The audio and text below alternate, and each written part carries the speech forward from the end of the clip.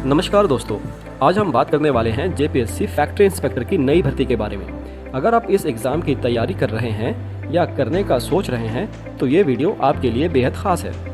इस वीडियो में हम विस्तार से डिस्कस करेंगे एग्ज़ाम पैटर्न, सिलेबस का पूरा ब्रेकडाउन और सबसे ज़रूरी प्रिपरेशन स्ट्रैटेजी, किस तरह पढ़ाई करें ताकि आपका सिलेक्शन पक्का हो सके।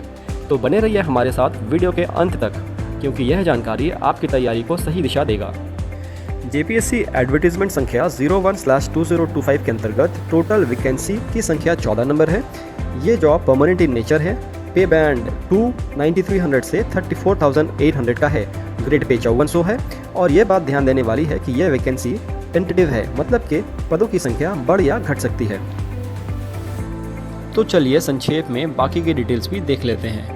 वर्टिकल रिजर्वेशन के अंतर्गत अनरिजर्व कैटेगरी में 7, ईडब्ल्यूएस में 1, एससी में 2, एसटी में 1, बीसी 1 में 2 और बीसी 2 में कुल पदों की संख्या 1 है।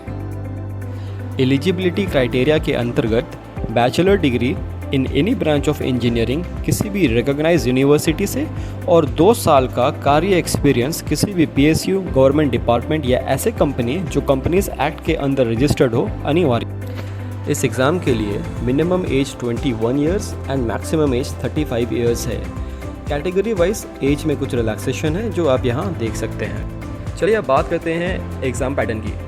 यह परीक्षा कुल 3 पेपर्स में होंगी। पहला पेपर जनरल हिंदी और जनरल इंग्लिश, दूसरा पेपर इंजीनियरिंग पेपर 1 और तीसरा पेपर इंजीनियरिंग पेपर 2 का है।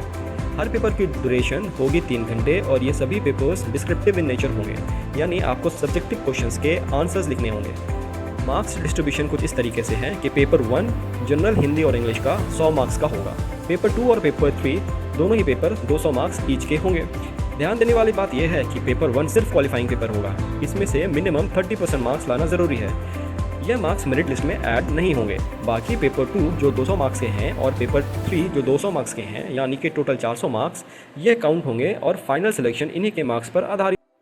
दोस्तों, अगर हम जेपीएससी इंस्पेक्टर की तैयारी कर रहे हैं तो सबसे पहले यह समझना ज़रूरी है कि एक फैक्ट्री इंस्पेक्टर की भूमिका क्या होती है। फैक्ट्री इंस्पेक्टर का मुख्य काम होता है कि किसी भी इंडस्ट्री में सेफ्टी सुनिश्चित करना। वह यह देखता है कि फैक्ट्री के अंदर गवर्नमेंट द्वारा बनाए गए सेफ्टी लॉज, रेगुलेशंस और पॉलिसीज की सही से पालन हो रहा है या नहीं। साथ ही यह भी देखना है कि कर्मचारियों के वेलफेयर और हेल्थ से जुड़ी प्रावधानों का पालन हो रहा हो। यानी कुल मिलाकर फैक्ट्री इंस्पेक्टर का पूरा काम work place safety, employee welfare और लीगल कंप्लायंस से जुड़ी होती है। यह भूमिका को ध्यान में रखते हुए ही इस परीक्षा का सिलेबस तैयार किया गया है। आइए अब इसे टॉपिक वाइज समझते हैं। पहला, industrial safety, occupational health and environment. यहाँ पर एनवायरनमेंट का मतलब वर्क एनवायरनमेंट है।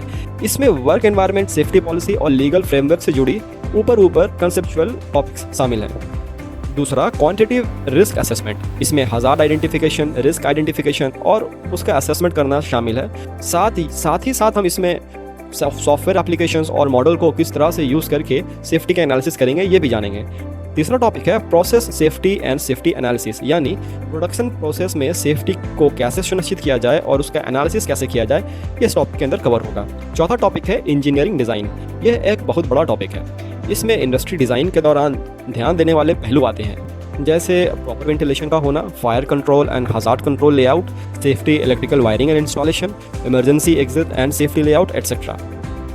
उसके बाद आता है 5वां टॉपिक, ऑक्यूपेशनल हेल्थ। इसमें एम्प्लॉयज़ की हेल्थ से जुड़ी पहलू शामिल हैं, जैसे medical checkups, pre employment checkup, during service checkup, post retirement checkup और एम्प्लॉयज़ की हेल्थ की मॉनिटरिंग वगैरह, ये सब इसमें डिस्कस करेंगे। छठा टॉपिक है हमारा लेबर वेलफेयर। इसमें लेबर लॉज और लेबर कोड से जुड़ी प्रावधान शामिल है। साथ ही यह देखना कि वर्कर्स के वेलफेयर के लिए क्या क्या योजनाएं लागू हैं। अब इस 6 मुख्य टॉपिक को विस्तार में देखें और इनके सब टॉपिक्स को देखें तो लगभग 7 डिफरेंट एरियाज़ को कवर किया गया है। अब बात करते हैं पेपर 2 के सिलेबस की। इसमें कुल 4 प्रमुख टॉपिक शामिल किए गए हैं। पहला, system reliability, maintenance and safety. इस टॉपिक में यह देखा जाता है कि इंडस्ट्रीज़ के जो मशीन हैं और सिस्टम्स हैं वो कितने रिलायबल हैं, उनका मेंटेनेंस कैसे होना चाहिए और सेफ्टी मेजर्स किस तरह से लागू किए जाएँ। दूसरा टॉपिक है अर्गोनॉमिक्स, सिस्टम एंड सेफ्टी। अब इस टॉपिक को अगर हम कॉमन मैन के लैंग्वेज में समझें तो यह एम्प्लॉयज़ की वर्किंग कंडीशन और कंफर्ट से जुड़ा है। इसमें शामिल है सिटिंग पोस्चर, वर्क स्टेशन के डिज़ाइन और ज़्यादा लंबे समय तक बैठकर काम करने से होने वाले हेल्थ इश्यूज़ और उनको कैसा रोका जाए, ये सब टॉपिक्स इसके अंदर कवर किए जाते हैं। तीसरा है हमारा safety management and work environment. अब इसमें पूरे वर्क एनवायरनमेंट में सेफ्टी पॉलिसीज़ को लागू करने और मैनेजमेंट सिस्टम तैयार करने पर ज़्यादा जोर दिया गया है। ये सुनिश्चित करना है कि फैक्ट्री इन्वायरमेंट वर्कर्स के लिए सुरक्षित हो और अनुकूल हो, जिससे न केवल प्रोडक्शन बढ़े बल्कि एम्प्लॉयज़ का कॉन्फिडेंस भी बढ़े। लास्ट टॉपिक है जो कि इंडिपेंडेंट टॉपिक है, जो waste and effluent management and disposal है, जो कि खास तौर पर इंडस्ट्रियल वेस्ट और इफ्लुएंट्स के मैनेजमेंट से जुड़ा है। इसे proper disposal system, pollution control measures and environment safety guidelines पर ध्यान दिया जाता है। तो ये सब टॉपिक्स हम इसके अंदर कवर करेंगे। तो अगर हम ध्यान से देखें तो पहले 3 टॉपिक तो इंजीनियरिंग पेपर 1 से ही रिलेटेड है और लास्ट का जो टॉपिक 4 है वो एक एडिशनल टॉपिक है। अगर हम पेपर 1 एंड पेपर 2 के मेजर टॉपिक्स का ब्रेकडाउन करें तो पेपर 1 के अंतर्गत हमें industrial safety, occupational health and environment, quantitative risk assessment, process safety and system safety analysis, engineering design and labour welfare के बारे में पढ़ना है। और वहीं पेपर 2 के अंतर्गत हमें system reliability, maintenance and safety, जो कि पेपर 1 का process safety and system safety analysis के टॉपिक से रिलेटेड है। और दूसरा topic ergonomic and system and safety, ये भी पेपर 1 के पहले टॉपिक से रिलेटेड है। पेपर 2 का तीसरा topic safety management and work environment भी पेपर 1 के पहले टॉपिक से रिलेटेड है। तो अगर हम पेपर 1 के पहले टॉपिक्स और दूसरे और तीसरे टॉपिक को डिटेल में कवर करें तो हमारा पेपर 2 का ऑलमोस्ट 70 से 80% सिलेबस कवर हो जाएगा। और पेपर 2 का लास्ट टॉपिक है waste and effluent management and disposal. तो यदि हम पेपर 1 और पेपर 2 के मेजर टॉपिक्स देखें तो पहला industrial safety, occupational health and environment, और इसके अंदर 2 सब टॉपिक, पहला अर्गोनॉमिक एंड सिस्टम सेफ्टी, दूसरा safety management and work environment है। और दूसरा टॉपिक क्वांटिटेटिव रिस्क असेसमेंट, तीसरा topic process safety and system safety analysis, और इसके अंदर एक सब topic system reliability, maintenance and safety है। और इसका चौथा टॉपिक इंजीनियरिंग डिज़ाइन, पांचवा टॉपिक लेबर वेलफेयर एंड छठा topic waste and effluent management and disposal है। तो ये कुल मिलाकर के 6 मेजर टॉपिक्स हैं जो हमें पेपर 1 और पेपर 2 के अंदर कवर करने हैं।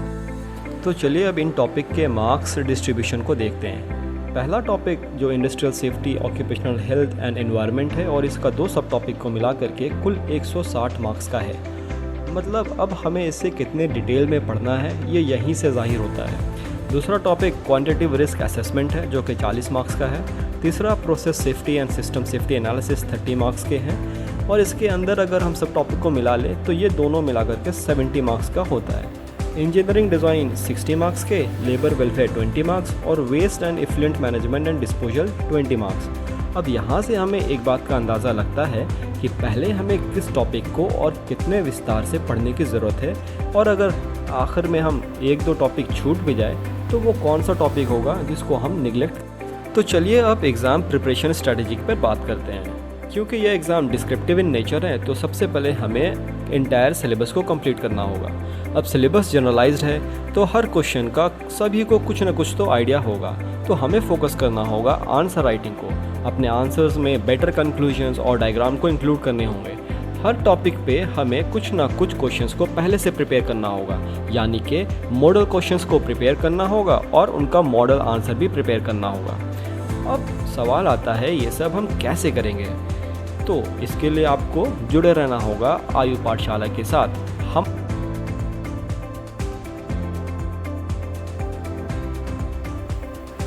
हमसे जुड़े रहने के लिए सबसे पहले आपको हमारे ऑफिशियल यूट्यूब चैनल आयु पाठशाला को सब्सक्राइब करना होगा।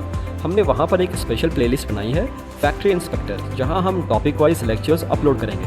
आपको बस उस प्लेलिस्ट को रेगुलरली फॉलो करना है। इसके साथ ही आप हमारे टेलीग्राम चैनल फैक्ट्री इंस्पेक्टर को भी ज्वाइन करें।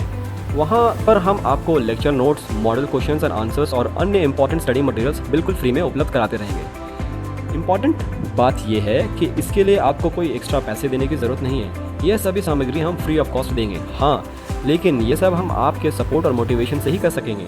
जितना ज़्यादा आप हमारे साथ जुड़े रहेंगे उतना ही हम और क्वालिटी लेक्चर्स और स्टडी मटेरियल आपके लिए लेकर आएंगे। So good luck and preparation अच्छे से कीजिए, हम आपके साथ हैं।